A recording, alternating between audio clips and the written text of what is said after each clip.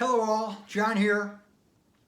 Middle of April, National Poetry Month, so I thought I'd leave my guitar alone this week and share with you one of my favorite poems from one of my favorite poets, Ogden Nash. This guy passed away when I was still in high school, so he's been gone for a while, but he was of course famous for his wacky light verse. And I went through a definite Ogden Nash period in my growth as a writer when I was writing things like "The store was out of broccoli, luckily." And that's the thing about Nash. A lot of people tried to copy him, but no one could really imitate him, which I think is the gist of the message in this poem I want to share with you today, as Nash looks at his own writing. And I have spent decades trying to develop my own voice as a writer.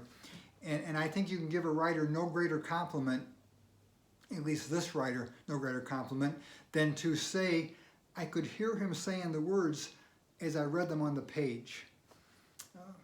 Welcome and thank you, and with serious props to Ogden Nash, here's his "So That's Who I Remind Me Of."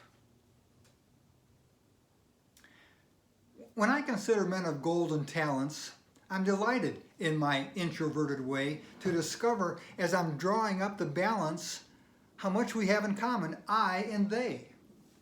Like Burns, I have a weakness for the bottle. Like Shakespeare, little Latin and less Greek. I bite my fingernails like Aristotle. Like Thackeray, I have a snobbish streak. I'm afflicted with the vanity of Byron. I've inherited the spitefulness of Pope. Like Petrarch, I'm a sucker for a siren. Like Milton, I have a tendency to mope. My spelling is suggestive of a Chaucer. Like Johnson, well, I do not wish to die. I also drink my coffee from the saucer, and if Goldsmith was a parrot, so am I. Like Villon, I have debits by the carload. Like Swinburne, I'm afraid I need a nurse. By my dicing is Christopher out Marlowe'd, and I dream as much as Coleridge, only worse. In comparison with men of golden talents, I am all a man of talent ought to be.